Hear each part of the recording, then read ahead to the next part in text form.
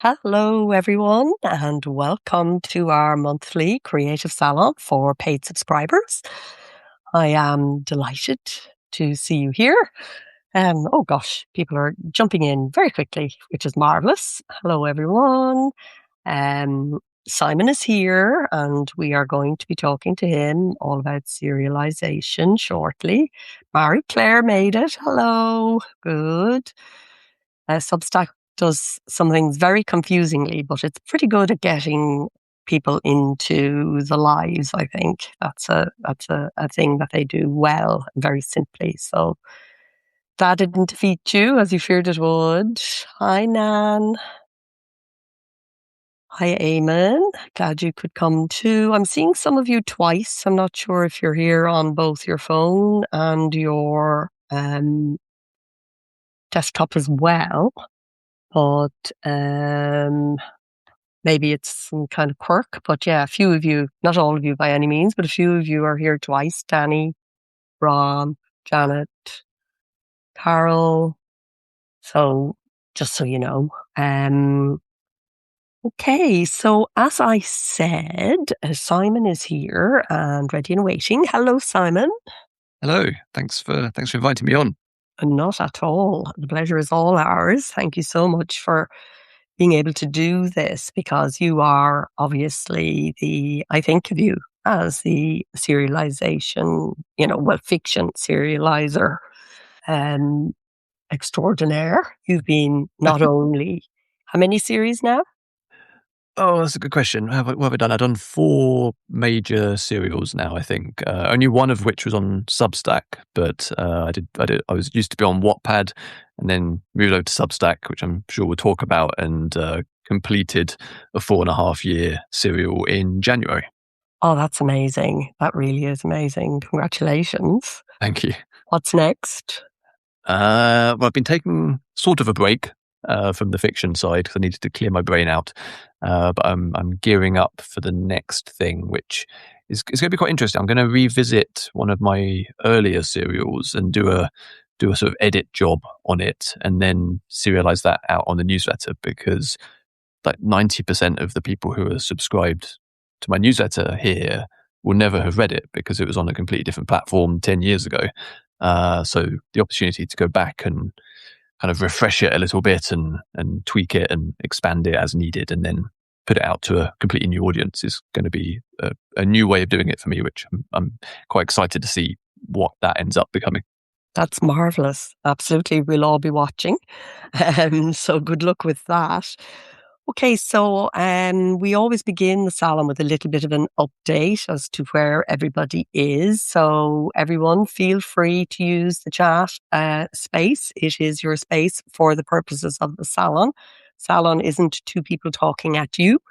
It's all of us kind of weighing in together. So I begin just with a small update about what's been going on for me. I was on holiday for the last, for a week, just over a week. And then I came back into COVID and that flattened for another week.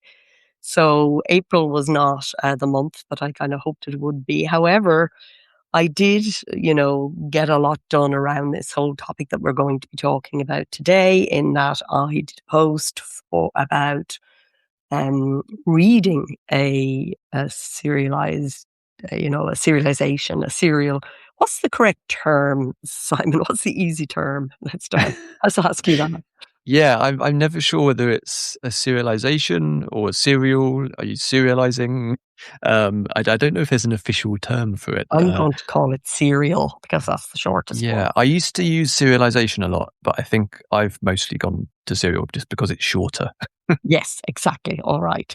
So yeah, a guide for readers, really how to not just read my own serial on Substack, but also to, the general principles about reading a serial and why it is different, and pointing out to readers the pleasures of it, really, because that's the first thing that struck me when I started to serialize myself. I started to look at other people like Simon and many others, and got stuck into all these amazing serials. and really enjoy them and, spend a bit of time kind of defining and understanding what those pleasures are. And I think the reading pleasures are related to the writing pleasures, but they're distinct in themselves as well. So there is a post about that. Everything I'll be talking about here, anything that Simon mentions as well, we will put in the show notes, and the replay will go up with show notes tomorrow. So don't worry if you don't have any of this to hand. And then I did my own sort of guide for writers. Writers are always in my mind. This Substack is for my readers, but some of those readers are also writers. So I did a sort of a twin guide for that. I'm all about serialization at the moment, essentially. So what I thought we always start, Simon, with a short sort of free writing or meditation or both, to get ourselves into the room and land on the topic and, just be here now. So I think this evening we'll just do a very short, just a 3-minute free writing exercise, and we will talk to ourselves about serials. So our thoughts, our ideas, our experiences to date. So maybe you've hardly thought about it. That's absolutely fine. Start there. Maybe you're a big fan of somebody else's serial here on Substack or somewhere else, Wattpad or Ream or elsewhere. Maybe you want to write your own. Maybe you're already writing your own. Wherever you are, in a moment, I will say go, and you will start to write fast, raw, and raw means don't worry about, lines, punctuation, grammar, spelling, any of those things that your English teacher wanted you to worry about. Just focus on keeping that pen moving as fast as you can. That's raw. And raw also means stuff may come up that's not quite on topic, or that's for some reason you don't feel you really want to write about. Let that come too. Just write it, whatever is there. The only rule is that you keep the pen moving for the entire time. So if you don't have pen and paper in front of you, you really should have, because Simon is going to be giving us amazing tips and you'll want to capture them. And so if you haven't got that already, go and get that now. And the EE on free writing, FREE, is exact but easy. So just, even though you're in flow and you're writing as fast as you can, take the time it needs for you to get your thought clearly down, to speak to yourself. This is an opportunity for one part of you that isn't normally given the space in the day-to-day run of things to have just that bit of space to come forward and put itself down. So we will have 3 minutes of silence now, and you will write about everything you think about serializing fiction. Go.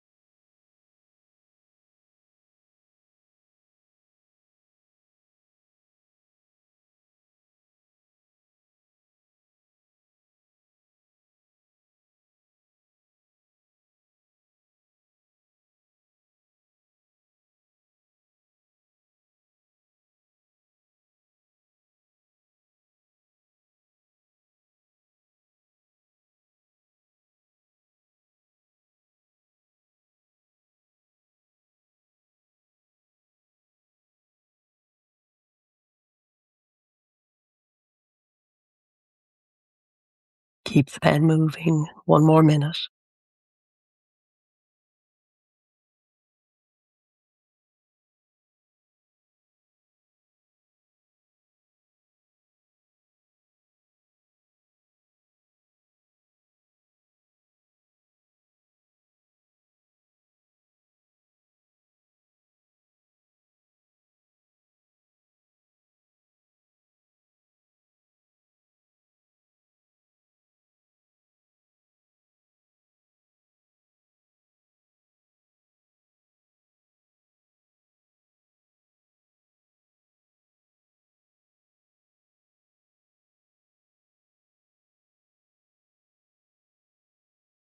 Okay, so just finish the sentence you're working on and then put down your pen and just hop into the chat and tell us if anything interesting came up for you, if you have brought a question here that you would like Simon to address or me to address. Yeah, your thoughts and your questions in the chat, please, and we will address them as we go. So, Simon, yeah, you spoke about being on Wattpad and then moving to Substack. Can you talk to me a little bit about that changeover? Because Wattpad, of course, was designed really for serializing, whereas Substack was designed for something very different. Yeah, so that's a very good question because Wattpad in theory is a better home for the kind of stories that I like to write, and I did enjoy some success while I was there. The stories I wrote there had sort of hundreds of thousands of reads, and it was all very exciting. But over time, I sort of realised that none of that was really under any kind of control on my end. It was wholly algorithmic and dependent on what Wattpad happened to be doing. So whether a story did really well or didn't do well at all, it never felt like it was really down to much of what I was doing and my writing, for example. So I was keen to try something different and heard about Substack through some other writers. And it just sounded like an interesting platform. So I think, like most of us, I'd always had a website with a blog, but that never quite clicked because people never found it. It was like there's no reason for people to go and read my blog. And then over the years, we've all observed how blogs aren't really read in the same way they maybe were in the 2000s, for example. I also had a MailChimp newsletter. This probably sounds familiar to quite a lot of people. But again, that never really worked because MailChimp's designed for marketing. It's meant to be a thing for corporations to send out emails to then sell some stuff.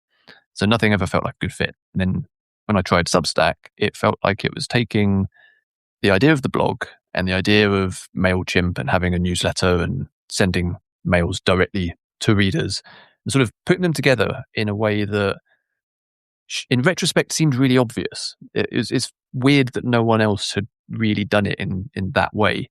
But all of a sudden I had a really simple way to email people without having to, do the MailChimp thing of setting up loads of columns and layouts and doing all the formatting. I could just write and send. But it also then created this online archive, which functioned as a blog of sorts. So functionally, it seemed really neat. What I didn't know was whether sending a serial out as a newsletter without all the kind of surrounding mechanisms of Wattpad, whether that would actually work at all. And this was 2021, so Substack was a lot more, not exactly primitive, but a lot of the features that are around now, including like the live thing that we're doing right now, that did not exist back then. So it was a bit of an experiment, but yeah, it worked well. But the main reason was because I wanted to get a bit of control over what I was doing so that any success or failure, I could feel like it was mine rather than someone twiddling with an algorithm at the other end somewhere. Absolutely. I think we can all identify with that. And of course, the fact that you keep the list, Yeah. which is so key. But drilling down specifically into Substack for the purposes that we're talking about today, there are some quirks because, as I said, it's not really designed to do what we're using it for. So, what what kind of surprised you most when you came over? What were the good and bad things about Substack specifically for serializing fiction? I think the good stuff was just how simple it was, and people who are starting to use Substack today might not quite see that because it does so much. And when you go into your settings, there's like 10,000 settings, and it doesn't necessarily feel like a simple thing. But back then, it was simpler. But I think the core of it is still there, which is that if you just click new post, you can write your words, click send, and off it goes. And there's just no faffing about. It takes away a lot of the admin that you get if you're trying to wrangle like a WordPress website and you're having to constantly do all the updates and fiddle around with all that. So it just takes care of a lot of that kind of stuff. No more plugins. Exactly. So it's a much cleaner experience. And it's nice to write in, Yeah. which was a very pleasant surprise for me. I really enjoy writing there. And, I've started writing at first when I was bringing my stuff over, I was copying and pasting from a book file that I already have for some. And then I was writing for others, and I was writing my normal way of doing things first. And then I started to actually write the new stuff on Substack, and it's really nice to write in. So I've kind of switched over to that. Yeah. I mean, it feels like it was designed by people who actually do some writing themselves and know what they want, because like Medium used to be a bit like that and then got more and more convoluted over time. And so for work in the day job, I have to use Microsoft Word, and I'm always startled by how many things get in the way of just doing some writing. It's like the designers at Microsoft have never actually used Word to try and write something.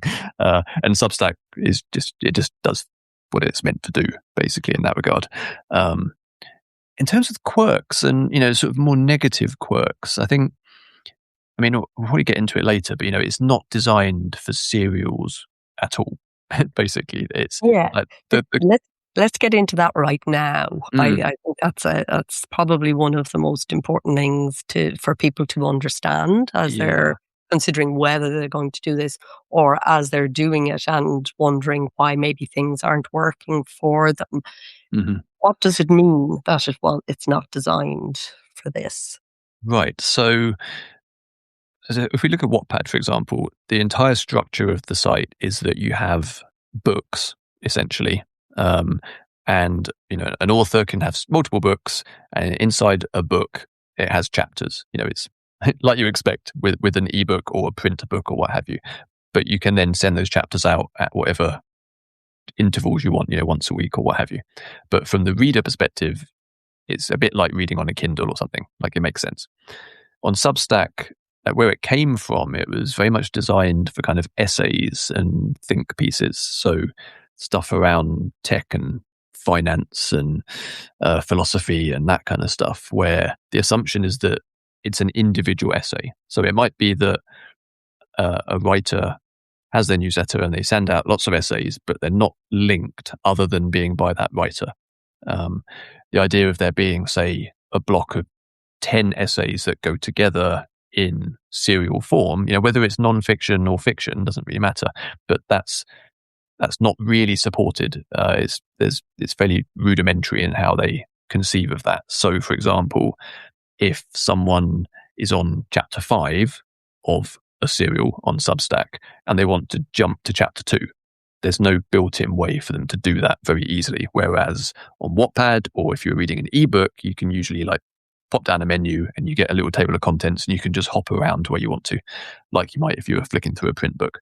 So that's kind of the core structural difference, which mainly affects readers.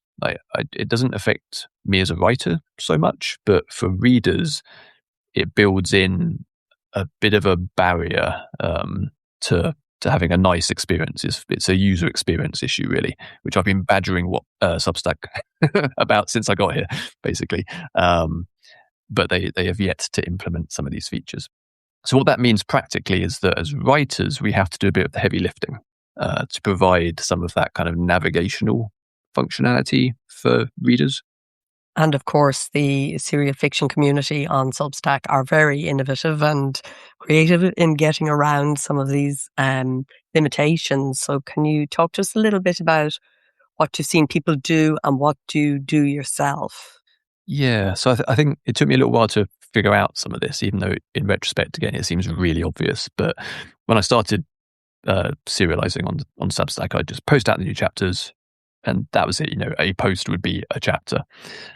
And if you've got a really short serial, so 5 to 10 chapters, perhaps that's probably fine. But the thing I was writing was very, very long, and once you get beyond sort of 10 chapters, it's a big thing. At which point I realized I had to add stuff in to help people. So that's when I started putting in useful little navigation buttons at the top. So there was, a button that would take you back to a post that was essentially a DIY index. So if you went there, you get a list of chapters that I update as I add more chapters. So that provides people with a way to hop around as they see fit.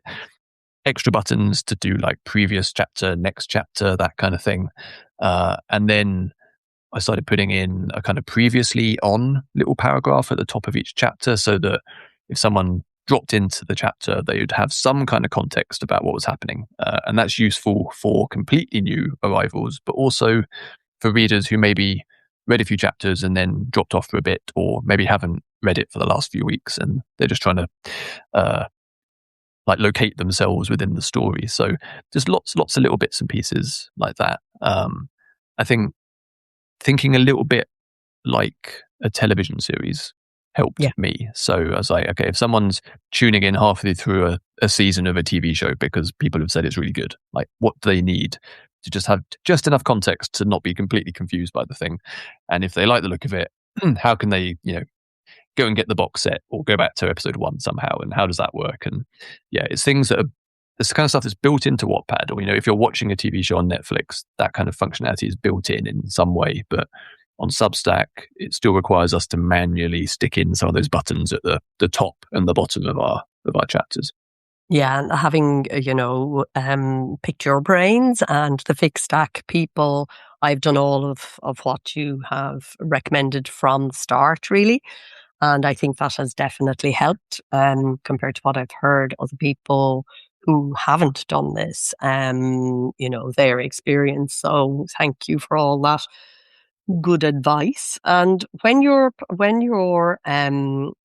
planning it out, what does your workflow look like? Do you draft on Substack, or how often do you post? Is there a recommended frequency? Talk a little bit about the planning process.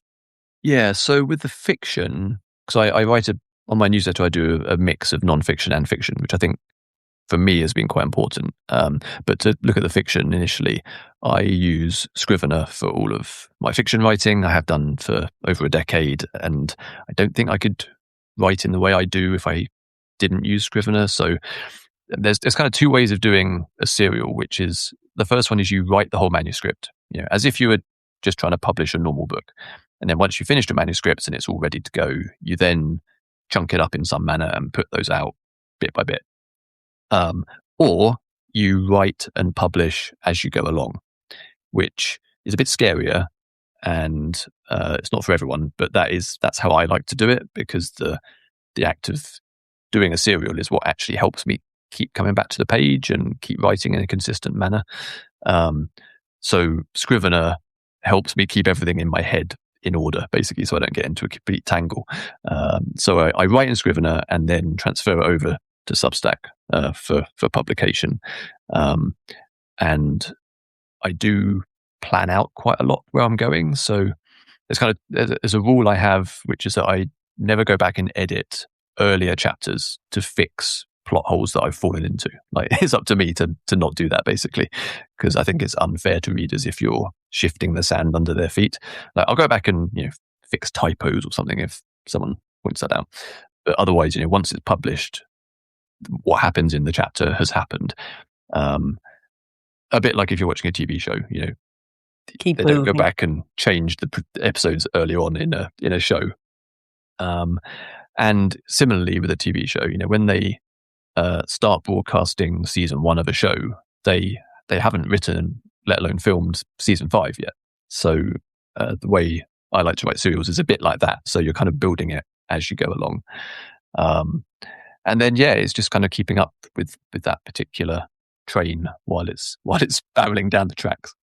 Okay, very good. Great questions coming in, folks. Thank you for them, and keep them coming. We'll address them at the end. Once Simon has kind of covered everything, just in case it automatically is going to come up in our conversation. But yeah. So in terms of that, then, how far ahead do you like to stay? And do you ever fall behind? What happens when you fall behind? Well, the theory is that I like to have a little buffer of maybe sort of 6 to 10 weeks, and I always start with that at the start of a serial. So I think it's quite important to write the first, half a dozen chapters before you actually start publishing the thing. Like if you're doing it like I do, basically, because that will let you know if you actually are enjoying the project. Because the worst thing to do is to get 6 chapters in and then be like, oh, I'm not really getting on with this particular project for whatever the reason is. Like it can happen when we're working on fiction. But if you get past the first half a dozen chapters and you're really enjoying it, then you're probably good to go. So I do that to make sure I'm not going to regret everything. But what tends to happen is that buffer then vanishes fairly rapidly, and I then end up writing and publishing week to week as I go, which is what I ended up doing with Triverse for sort of 4.5 years, which was quite intense. But I really enjoyed doing it that way. But as I say, it's not for everyone. Like I think some people would find it extremely stressful. Sure. It depends on your relationship with the deadline, the famous deadline, Exactly. whether it actually motivates you or not. I used to be a freelance journalist, so I need deadlines, and that's why doing it this way, I feel like I've come home in a way. It's really interesting. Do you think it's all about length? Do you ever wonder you've gone on too long, or you're losing people's attention versus, the narrative integrity kind of thing? Yeah, I think per chapter. So the way I've done it is I publish 1 chapter a week. So every Friday I put out a new chapter. And I tend to aim for a minimum of about 1,200 words. And the reason I have 1,200 as the number is my theory is that it's enough words that there's some substance in the chapter, so people can actually get stuck into it in some way. But it's not too much that it can't be read in a single sitting. I often go over, so I will happily go up to 2,000, occasionally 3,000 words. But the thing to think about is what you're competing with, and you're not really competing with other writers. I don't think. Like for example, I wouldn't think that my chapter was competing with one of your chapters. But what we are competing with is just people's time in general. So we're competing with them trying to get some household jobs done, or getting the kids to school, or maybe they've got a Netflix show to go and watch, or a computer game, or there's so many things to distract us these days. So the longer the chapter is, the more you start to bump into those other things that someone might want to be doing or have to be doing. And my theory is that about 1,200, 1,500 words is the kind of sweet spot that even a really busy person can look at that and be like, oh yeah, I've got 10 minutes to read that. I'll just read it before work, or I'll read it on the bus, or what have you. So that's kind of where I come in on that. But I would never say that that's like some sort of magic number you have to hit, because ultimately you have to go with whatever the story requires, because if you start interfering with that, then no one's going to enjoy the chapter in the first place. Yeah. And then what about the kind of architecture of the series as a whole, in terms of, do you divide it into acts or cliffhangers in each episode? How do you give people that kind of serial feel of pulling them on? Yeah, so I do with Tales from the Triverse, which was the name of the serial I did up until January. I did split that down into seasons. So each season had sort of about 15 to 20 chapters, I think. It was fairly loose. It wasn't as strict as a TV show might be. And the idea there was partly it's kind of a presentation thing rather than a story thing, because when people look at a table of contents, I didn't want them to see, just a massive list of 100 chapters or something crazy, because it's just off-putting. They're not even going to get to reading it because they're going to look at that and it's going to look like a bunch of homework. Whereas if you split it down into seasons, and episodes, and it all feels a bit more manageable. And they'll be like, "Oh, well, I'll just try season 1 and see how I get along," and then hopefully they'll enjoy it and carry on. So I think chunking things up in that way, certainly online, where there's so many distractions for people, it makes something look less threatening or less like a load of work, and they'll give it a go. And then hopefully if they enjoy it and if the writing's decent, they'll then stick with it from that point. In terms of cliffhangers, sorry, just on that. So you yeah. renumber then when you come into a new season. It's like season 2. Are you back with 1, or do you keep the numbers going up and up? Oh, Do you know what I'm that's a getting at? that's a really good question. So I did number chapters when I started writing Triverse. So for the first, I think 50 or so chapters, I included a number. So chapter 1 and then the name of the chapter, chapter 2, and so on. Which again is okay if your serial is 6 chapters or 10 chapters long, but when I got up to 50 and then 60 chapters, I was like, this number's just getting bigger and bigger, and it's just making it look like something that no one's going to want to get into because there's already so much baggage around it. Yeah, who wants to start something on chapter 60? Exactly. Yeah, because I've been thinking about this because Yes. what I'm writing is going to go on forever. So yeah. So it doesn't quite work.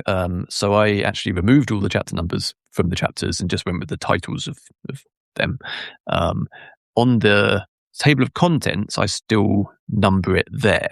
So there's still some numbering for each season, and I think I'm not sure now, but I think I restart the numbering for each season.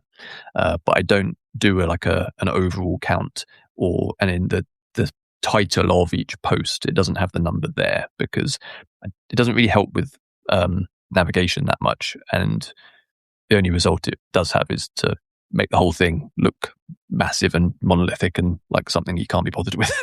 Daunting, absolutely. That's really interesting. Okay, that gives me something to change tomorrow. I've got some homework.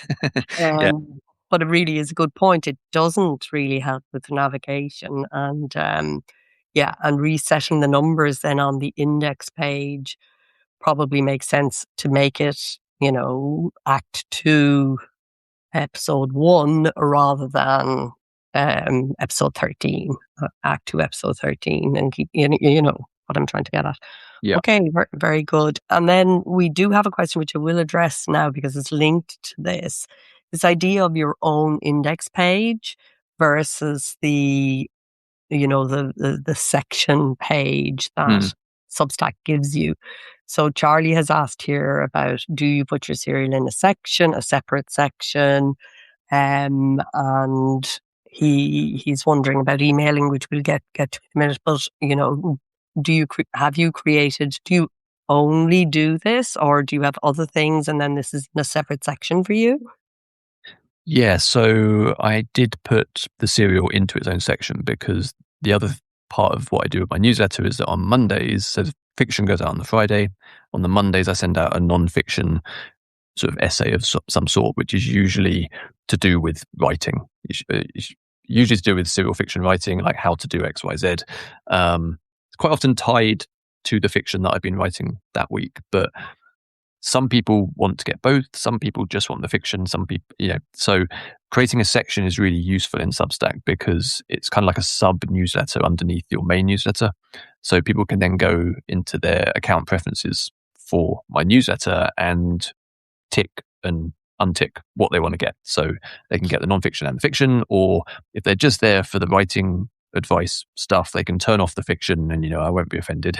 Or if they just want to read some cool science fiction, they can do that and not get all the kind of practical advice stuff. So it's definitely worth doing. But what I think Charlie was asking as well was that when you create a section, you do get a list of just what's in that section. So in some ways, that does help people to find that particular content. But as far as I'm aware, it only lists it in reverse chronological order. So the most recent posts are at the top, which again is great if you're just doing essays, but if you're doing a story, it's obviously the wrong way around, and doesn't really help. So that's why creating a sort of custom index page is really useful. And you can also then add in, a bit of a blurb, some information about what the story is, how it works, how readers can get into it, and all that kind of stuff. And then that becomes a landing page, so that when you're promoting your story, you don't just have to send people like the latest chapter, which might not make sense to new readers. You'll have that index page as the kind of calling card for that particular story that you can send people to. Great. Now, you just mentioned everybody's favorite word, promotion. So can we talk a bit about promoting your serialized fiction? So can you talk about what has actually worked for you, first of all, in attracting readers to your serial? Yeah, I mean, it's one of those tricky things where you sort of try to reverse engineer what's happened to make some sort of sense of it. um, but I think consistency is incredibly important. So, I've published something every week since 2021, usually Wow. 2 things a week, so the non-fiction and the fiction. You don't have to do that amount of stuff. Like, you can do 1 thing a week or do it fortnightly or what have you. But whatever pattern you're going for, I think it's quite important to stick to it, because that's how you get into people's heads as something to expect, and you start to build a nice connection with your readers, and then they will start to talk about it and hopefully share it with friends and that kind of thing. Whereas if you send 5 things in 1 week and then they never hear from you for another 5 months and it's just a bit all over the place, it's difficult to kind of do that. So don't think, like, we shouldn't underestimate just being regular in the output. Practically, I think having the non-fiction alongside the fiction was accidentally really important. And I'm aware that for people who just want to write stories and just write fiction, that's not a very useful tip, because if you feel like you have to write this whole other non-fiction side of it, that's not what people want to do. So I do it because I enjoy doing it, but I'm always wary of kind of saying to people that that's what they should do, because I don't want people to end up just resenting the whole thing. I will say that as I explored the world of serialized fiction on Substack, it is undoubtedly true that the novelists who have something else going on, it doesn't necessarily have to be writing about writing, but something else that either brings people into the world, if it's science fiction or fantasy, or history stuff, if it's historical fiction or something, or even something unrelated, actually, that isn't anything to do with the thing itself, or being a writer. But it seems to me that most of the people who are not getting traction at all are people who are only publishing fiction. It seems to be very hard to get that off the ground unless you unless you already have a good, strong mailing list of people who want the specific piece that you're working on. Would you agree with that? Yeah, I think so. I mean, fiction is always a hard sell, isn't it? Like, no matter how you're publishing it, like, it's always been challenging, like, forever. I think with a newsletter, if you're just purely publishing fiction, like, the problem you always run into is that there's no shortage of good fiction in the world to read. So how do you attract people to your particular fiction, particularly if you're, a new writer, you're not Margaret Atwood, basically. Like, I think you're how do you convince people to read your stuff? And if you have some other aspect, some sort of non-fiction thing, like, that's what makes it a newsletter, I think, rather than, because you could publish your short stories in magazines and journals and what have you. You could publish your books either, self-publish or try and get a traditional publishing deal. Like, what's the point of having a newsletter? And something that seems to work is letting readers have a connection to the writer in some way, like that extra level of understanding. And what that is very much up to each individual writer. Like, I don't think anyone has to do something they're not comfortable with, but as you say, just providing that extra insight into who is this writer, what are they interested in. It helps give people a reason to want to subscribe and to get that, and then that's a way in to the fiction. And in terms of promotion, do you concentrate solely on Substack itself? Do you have other, do you have a Facebook or Instagram or whatever and tell people about it? do you have a strategy essentially, or do you just rely on consistency of publishing and Substack's discovery tools? So at the start, so 2021, this was, I did still use a bit of social media back then, and something that was incredibly useful to me in the early days was Book Funnel, which is a kind of a tool for writers where you can get together with other newsletter writers and take part in giveaways, essentially. So, if you've got an ebook of something you've written before, or you've got an extract of the thing that you're writing at the moment, you can team up with 50 other newsletter writers, and you kind of get the benefit of everyone promoting the giveaway, and then some of the people who go and get books from the giveaway will subscribe to your newsletter. So that's Book Funnel, which it's more expensive these days. Back when I was doing it, it was really affordable, but they've ramped up all their prices, which is a bit of a shame. But as a kind of building the foundation, it was very useful. The Book Funnel is a great tool as well for if you want to give samples away, or Yeah. a lot of us use it for our book sales too. Yes, absolutely. I sort of eased off on that once the newsletter started gaining a bit of traction on Substack. And these days, certainly, I don't use social media for promotion at all, which is partly due to not wanting to be on social media myself, but also sort of observing that for promotional purposes, it's just not very useful these days. So I do sort of digital marketing in the day job, I suppose, and social platforms just aren't what they used to be. Like, unless you're willing to plow advertising money into Meta and Google and what have you, like you're not going to get great traction most of the time. So I'd rather not waste my time. But what has happened in the intervening period is that Substack has exploded in popularity in its user base, and they've added in some really interesting features. So the first thing they did was add a recommendations feature, which again, a bit like I was saying earlier about how the core idea of Substack seems sort of obvious in retrospect. Like, the recommendations feature is quite simply a way for newsletter writers to recommend other newsletter writers. So if someone subscribes to me, as part of the process, Substack will be like, oh, Simon recommends these people, you might want to subscribe to them as well, and vice versa. That has been a huge benefit for me. That's brought in like literally thousands of subscribers.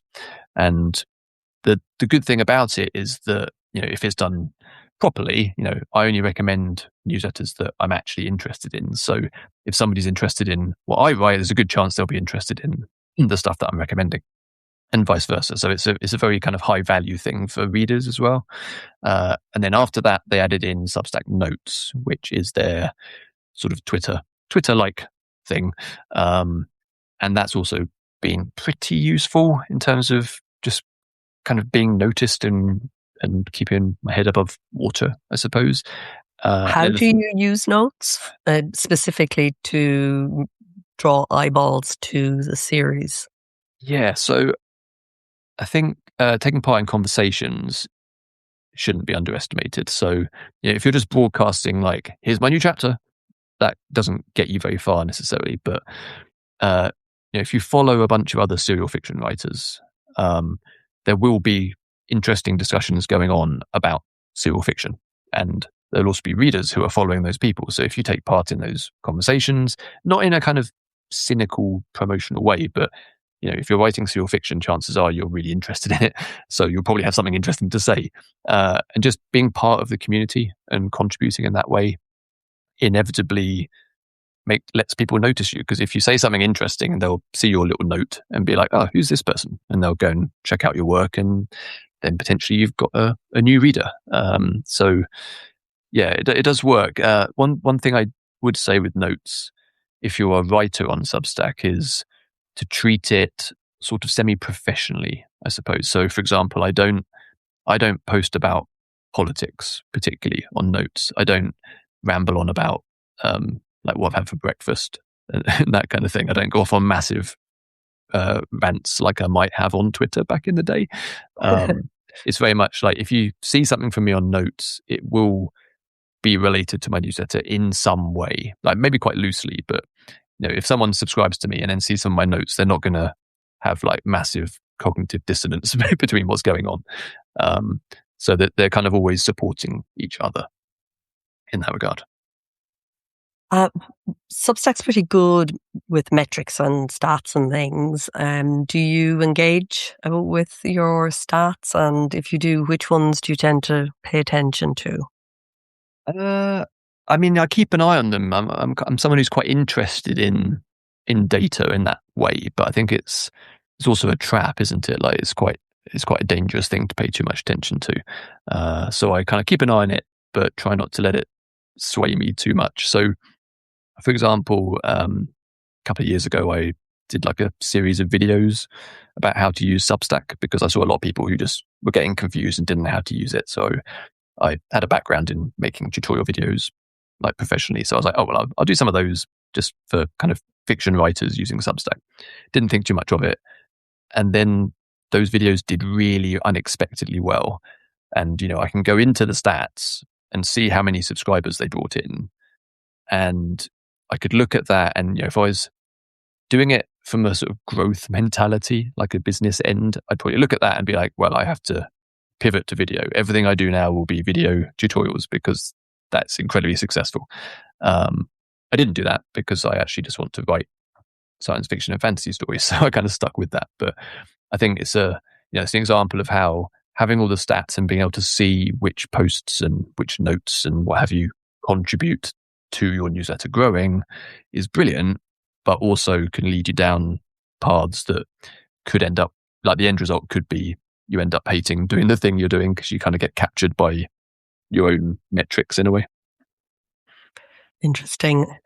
Okay, final question, and then we move to the questions that people sent in and those in the chat. What's the biggest mistake you see other authors who are trying to serialize fiction make? Yeah, it's a tricky one. I think quite often the sort of navigation aspects and the onboarding aspects trip people up. So, if someone posts a story, particularly if it's a serial, so it's, chapter 7, let's say, and you click on it and you land straight into the first paragraph of that chapter. And as a new arrival, you've no idea what's going on or who the readers are, who the characters are. There's no way of getting to find that out. So you kind of bounce off it straight away. So that's why it is important to have those like nice little navigational buttons added in at the front, ease people in, because regular readers will just skip past it and read the main stuff. But new readers have a chance of understanding what's going on. And I think once people get really into writing their serial, it's also quite easy to get a bit lost in your own lore and characters and plots. So, if you are promoting it on notes, for example, if you start going on about character names and particularly if you're a genre writer and you start mentioning all these kind of genre specific, like obscure fantasy names and what have you, like out of context, that doesn't really work. So it's all about trying to see it from the point of view of a potential reader who has no idea what you're doing and what can you do to kind of take them by the hand and welcome them in a way that won't seem intimidating. Great. And as I said, we'll have links and stuff to both how Simon does it and how I do it, and that you'll be able to have a look and then bounce off that for ideas as to how you might do it yourself. But essentially, at the top, a little bit about what the whole thing is about, a little bit of kind of the story so far. I used to work in women's magazines back in 100 years ago, and there was always this little the story to date at the top and the now read on kind of thing, and that part is super important, I think. Yeah, you don't want people to hit dead ends, basically, whether it's at the end of a chapter or when they hit the start of a chapter. Just always make sure you're giving people places to go. And do you add subscribe buttons? Yes, but if I'm doing non-fiction, I'll put them wherever I want to. If I'm doing a fiction chapter, I never put any buttons or promotional stuff within the main text of the story, so that's always completely clean. Any promotional or subscribe now stuff, that will be outside of the text, if you see what I mean, so either above it or below it. Marvellous. Okay, William has a question. He'd love to talk about juggling job, family and all of that. That is a whole other session, William, for another day. We just don't have time to go there on that. But a very interesting question. Can a person make an audiobook subscription series on Substack? Yes, so yeah, you can include audio with the chapters. I started doing this about halfway through my serial because it was a feature that wasn't added, I think, when I first started, and I also wasn't sure I could add it to my kind of to-do list each week. But yeah, you can record audio and attach it to the post and have it as a voiceover for the text, or you can just go podcast only. Depends how you want to do it. But Substack has quite robust podcast features built in now. So if you record a reading of your chapter, attach it to the chapter when you post it, you can then through RSS distribute that out to Apple Podcasts and YouTube and Spotify and what have you. So you basically have a completely legit podcast, but you manage it just through your usual Substack posts. So again, from an admin perspective, it takes care of all of that stuff once you've got it set up. So you're just writing and then recording something you want to record. You don't really have to think about it beyond that. But in the background, you've got a podcast. Which is brilliant if you're happy for everything to go out free. So he was asking specifically about an audiobook subscription series. And Marie Claire was also asking about how we monetize our fiction. So, yeah, can you talk to us a little bit about that? Have you made any attempt to monetize the fiction side of things? Yeah, it's a really interesting question. So I tried all sorts of things during writing Tales from the Triverse. And, at the start, when I started on Substack, I had basically like 50 subscribers, if that. So it's more or less from scratch.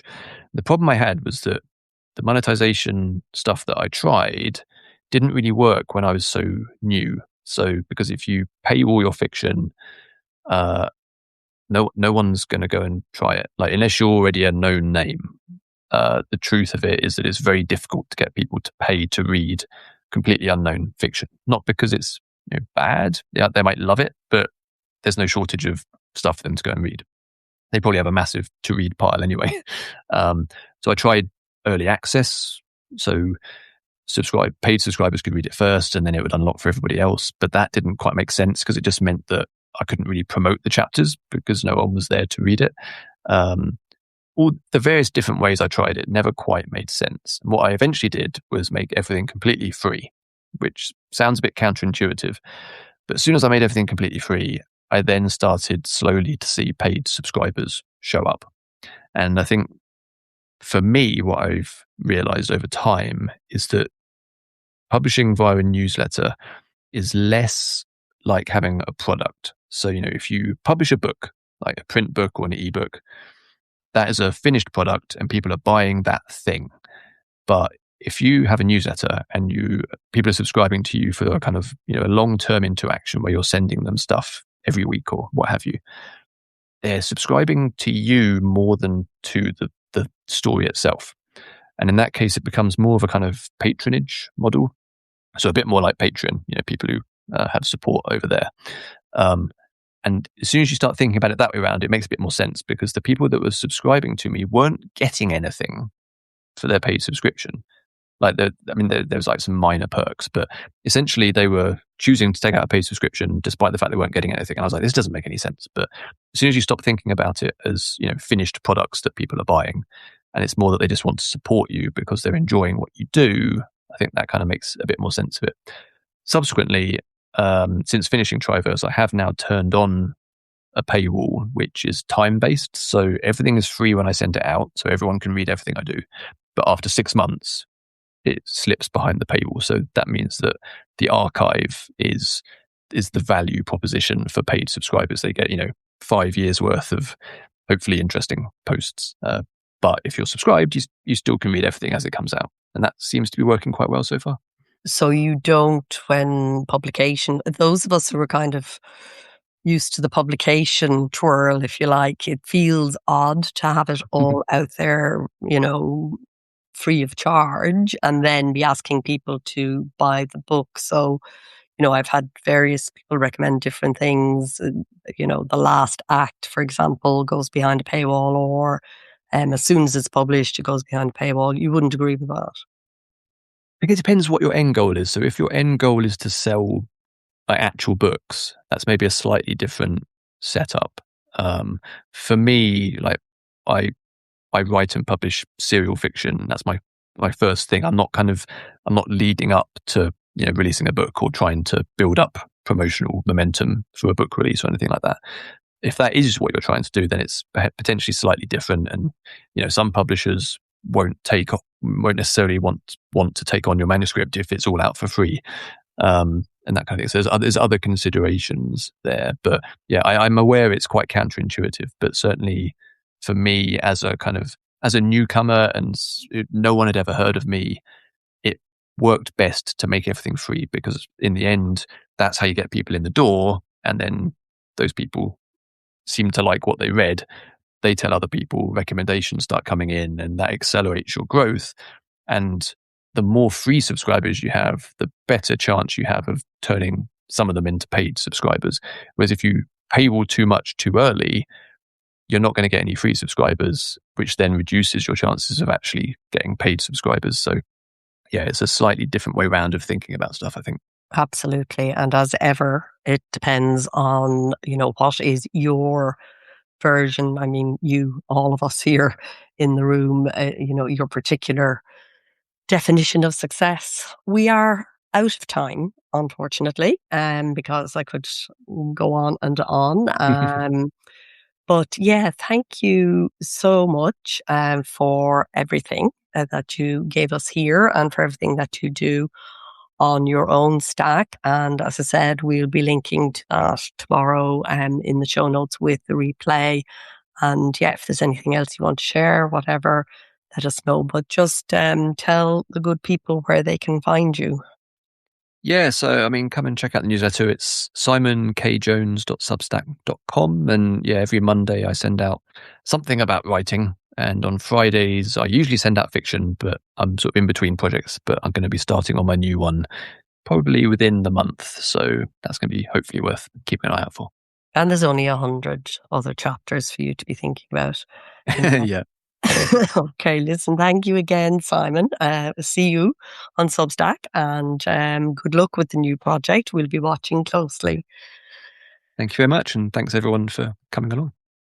So yes, indeed. Thank you all for coming along. As I said, we'll drop the replay tomorrow, and if you have other questions, you can pose them then, because sometimes some of this stuff takes a little while to land. Other news on my front just before we part is to say that the Go Creative podcast is now going to be moving over here to Substack. As Simon said, Substack has really good podcasting tools. Who knew? And I think just the way in which it all comes together, it's going to be much easier for me to do it here.